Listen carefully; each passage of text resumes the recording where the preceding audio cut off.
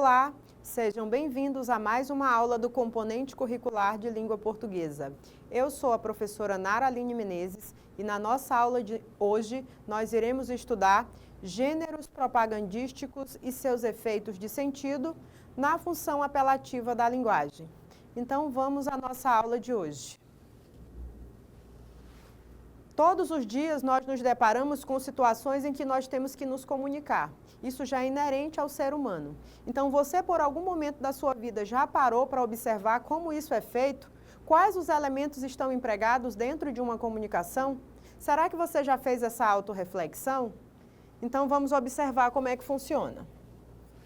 Dentro da comunicação nós temos alguns elementos. Observem aí na tela.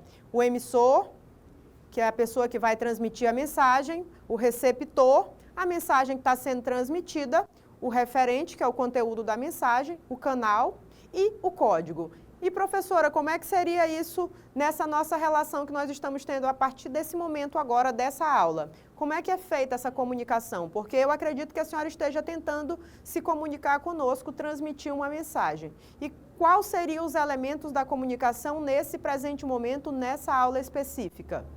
E aí eu trouxe aqui para vocês, aqui o exemplo da nossa aula. Quem seria o emissor, também chamado de locutor, seria eu, a professora, Nara Aline.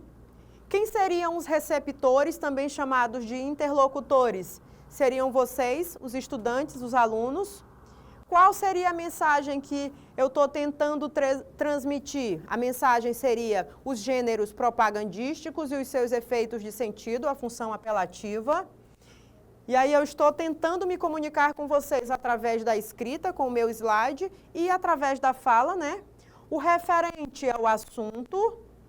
E qual seria o canal, professora? O que é o canal? O canal de TV? Não, o canal é a minha fala, Eu estou tentando passar a mensagem para vocês através da minha fala e através do meu slide. E qual é o código que foi empregado? O código que foi empregado é a língua portuguesa, porque nós somos brasileiros e nós falamos a língua portuguesa. Então, assim, na nossa comunicação, nessa aula que nós estamos agora, esses seriam os elementos da comunicação que estão sendo empregados nesse momento. Então, eu acredito que ficou um pouco claro, E aí nós temos aqui diversos tipos de funções da linguagem. Ah, professora, não existe só apelativa, não? Não. Na nossa aula de hoje, nós iremos nos ater somente à função apelativa. Mas existem outras funções, como a emotiva, a poética, a metalinguística, a fática, a referencial e a apelativa, que é a que nós estamos utilizando. Observe aí que cada um é voltada para um elemento da linguagem. A emotiva para o emissor, a poética para a mensagem, a metalinguística para o código, a fática para o canal. E a nossa, que é a apelativa, ela é totalmente voltada para o receptor, que é o destinatário. Por quê, professora? Se eu tenho um gênero propagandístico, eu quero alcançar quem? Eu quero alcançar o meu leitor, aquela pessoa para quem eu estou fazendo aquela publicação. Eu estou tentando vender a minha ideia, produto ou serviço, é a minha propaganda. Então, a mensagem ela é totalmente centrada no meu receptor, tá ok? E aí eu trouxe aqui o conceito de todas as funções, mas como nós não iremos trabalhá-las hoje, nós iremos nos ater somente à função apelativa, eu deixei somente para vocês darem uma lidinha depois. E aí a nossa função que nós estamos trabalhando é justamente essa. Quando eu falo de função apelativa, ela também tem por nome função conativa. E aí eu estou tentando vender ideia, produto ou serviço. E aí, quais são os elementos, quais são as características de um texto que tenta passar vender uma ideia, um produto e um serviço. E aí nós temos aqui, centralizada no receptor, o emissor procura influenciar o comportamento do receptor. Como o emissor se dirige ao receptor, é comum o uso de tu ou você, ou o nome da pessoa, além de vocativos, que quando eu chamo alguém, e de verbos que estão no imperativo. Na função conativa, usadas em discursos, sermões, propagandas que se dirigem diretamente ao consumidor. Então, quando nós estamos num período eleitoral, vocês observem que os candidatos, eles se referem sempre a quem está assistindo, né, na propaganda eleitoral. Ele é bem incisivo, é o eleitor dele, né, o receptor da mensagem. E aí, na propaganda, quando ele diz assim, beba Coca-Cola, por exemplo, você beba Coca-Cola, eu estou tentando te dar uma ordem, né, eu estou tentando influenciar o teu comportamento, aquilo que você faz diariamente. E aí, fora isso, nós temos aqui uma propaganda aqui, uma campanha publicitária da dengue. Ele diz assim, dengue, se você agir, nós podemos evitar. Fale com os seus vizinhos. Quando eu digo dengue, se você agir, o emissor, me dirigindo diretamente ao meu receptor. Se você tiver uma atitude, você aí que está ouvindo, nós podemos evitar. Então, eu estou te dando uma ordem, ao mesmo tempo eu estou me dirigindo diretamente a você, segunda pessoa, tá ok? E aí nós temos sempre o modo imperativo. O que seria o modo imperativo, gente? Eu estou dando uma ordem. Fale com os seus vizinhos. Então, assim, eu não estou pedindo, eu estou ordenando. E aí o uso dos pronomes em segunda pessoa, que é o tu e o você. E agora eu quero que vocês identifiquem aí, nesta propaganda, quais seriam os elementos aí de um gênero propagandístico. Quando eu digo doe vida, eu estou pedindo ou eu estou ordenando?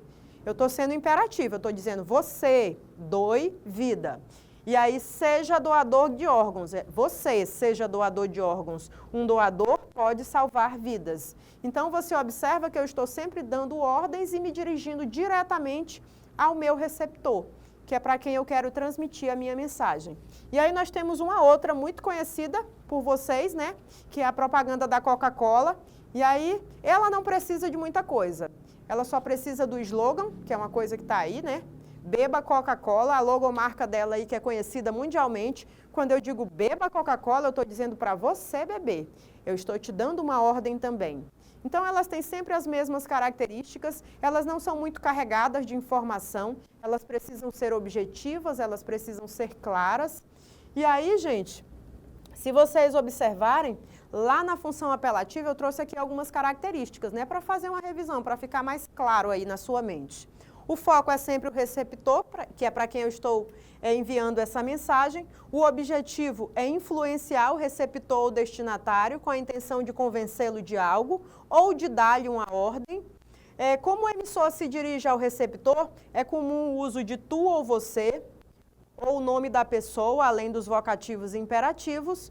E a linguagem é usada nos discursos de sermões e propagandas. Está lá você na missa, e aí o padre está dando um sermão diretamente para você, e aí ele está dizendo, você precisa mudar o seu comportamento. Então, o político lá fazendo a sua propaganda eleitoral, você tem que votar em mim, eu tenho tantas propostas assim, assado.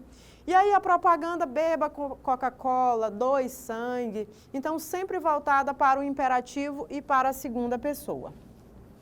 E aí eu também trouxe uma outra ideia interessante, que é a ideia das cores. Porque assim, para vocês que não sabem, nada acontece aleatório dentro da propaganda. Até a escolha das cores, ela tem uma intenção. E aí nós temos aqui, eu trouxe um leque de cores, mas existem outros, é claro, né? E aí, por exemplo, quem escolhe, por exemplo, a cor vermelha, e nós temos marcas famosas como a Coca-Cola, o Nintendo e a CNN, por que ele escolheu essa cor vermelha? Não foi aleatório, não foi porque ele simplesmente achou que era bonitinho, ornava melhor, mas porque causa uma certa excitação. Já o laranja, que é o símbolo da Gol, da BMG, que é um banco, por exemplo, ele traz aquela ideia de amigável, né? De calor. No caso do amarelinho, que é a marca conhecida mundialmente, que é o do McDonald's, nós temos aqui um otimismo, amizade. O verdinho, que também é muito utilizada, pacificidade, né? É pacífico. Agora, o azul, temos até uma companhia aérea que se chama Azul já. E aí ela traz a ideia de confiança, né? Pode voar conosco, porque nós transmitimos confiança. O nome da nossa empresa é Azul, o azul já transmite confiança, e aí casou perfeitamente. E aí nós temos o roxinho, né, que todo mundo conhece, a Vivo, a GNT, aquele cartão de crédito super famoso da Nubank, que todo mundo tem todo mundo mesmo. Ele dá a ideia de quê? De criatividade, né? Era uma cor nem tanto muito usada assim, mas aí o Nubank veio e simplesmente propagou essa cor para o mundo todo. E a última, e não menos importante aqui, que eu trouxe para nós, é o preto, gente. O preto, ela é símbolo de poder. E aí nós temos aí a Nike, nós temos aí a Chanel e nós temos a marca aí da Apple, do iPhone, né? Então o preto, ele traz essa ideia de poder, né? De poder aquisitivo alto, elevado, de autoconfiança. Então, para vocês observarem que nem as cores que são empregadas, elas são aleatórias. Elas têm uma função. Não é por acaso. E aí, dando continuidade à nossa aula, vocês sabem que eu trago sempre uma questãozinha para ver se vocês estão afiados. E aqui nós temos aqui um rapazinho, do lado de cá, um dormindo na rua, e do outro lado nós temos um rapazinho estudando. E aí ele diz assim: para ter uma sociedade justa, você precisa apenas de um dedo. Nessas eleições, anule qualquer tipo de dúvida sobre candidatos ou propostas, confirme seus direitos de cidadão e informe-se. No mês de setembro, você pode acompanhar matérias sobre a disputa sobre a Prefeitura e a Câmara dos Vereadores. Não deixe nada passar em branco. É você consciente. Então, aqui nós temos uma propaganda política, né? E aí alguém tentou conscientizar alguém sobre o seu voto. Então, pense bem antes de votar. E trouxe duas imagens para causar uma reflexão. Se eu já sei que é uma propaganda aí política, eu já sei que eu estou voltando o meu público para quem? Esse elemento que está em destaque qual é? É a mensagem, será? É o meu receptor? É o meu emissor? É o meu canal? Qual seria a mensagem dentro de uma propaganda política? E aí nós temos aqui na letra A, na primeira questão diz assim: de acordo com as intenções comunicativas, qual é, gente, a intenção comunicativa? E os recursos linguísticos que se destacam, determinadas funções são atribuídas à linguagem. A função que predomina nesse texto é a conativa, uma vez que eu já sei que a função conativa é a mesma função apelativa. Ele trouxe o conceito da função dentro do enunciado. Geralmente não traz, mas ele trouxe. Então, eu já sei que é a função conativa. O que é que eu preciso saber agora? Eu preciso lembrar daquela aulinha de português da professora Naraline, das características dessa função, porque aí eu não tenho como errar. E aí eu digo aí, lembre que essa é uma questão do Enem de 2020, super atual. Na letra A função conativa, ela atua sobre o interlocutor, procurando convencê-lo a realizar a sua escolha de maneira consciente. Gente, qual é a função conativa? Ela atua sobre quem? Sobre o canal? Sobre a mensagem? Ela atua sobre o receptor, também chamado de interlocutor. Ela tenta convencê-lo? Sim, nessa propaganda específica aqui, ela tenta convencê-lo a escolher de maneira consciente o seu candidato. Então, vamos guardar a letra A, que ela está bem coerente. Letra B. Coloca em evidência o canal de comunicação pelo uso das palavras corrige e confirma. Dentro de uma propaganda, o mais importante é o canal ou o receptor, interlocutor? É o receptor, né? Então, eu já descarto essa letra B. Evidencia as emoções do enunciado. Quando eu falo de emoções, eu já sei que é função emotiva, não poderia ser essa também.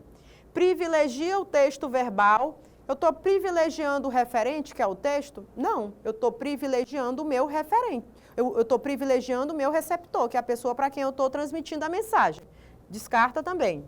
Usa a imagem como único recurso para interagir? Não, eu não uso a imagem como único recurso para interagir, porque eu também tenho imagens e eu também tenho textos. Eu me comunico através de dois tipos de linguagem, a linguagem verbal e a linguagem não verbal. Então, descartando todas as alternativas, qual a única alternativa que sobraria? Brilhou aí quem respondeu a letra A, tá de parabéns, está certíssimo. A resposta certa é atua sobre o interlocutor, lembrando que o interlocutor também é o receptor, são sinônimos, né? Procurando convencê-lo, que é uma das principais características da propaganda, convencê-lo a realizar uma escolha de maneira consciente. Então, assim, essa foi mais uma aula. Eu espero que vocês tenham gostado. Eu espero que vocês tenham entendido. Quem não entendeu, você pode voltar e assistir novamente. Nas próximas aulas, nós podemos conhecer as outras funções da linguagem. Então, até a próxima aula. Tchauzinho.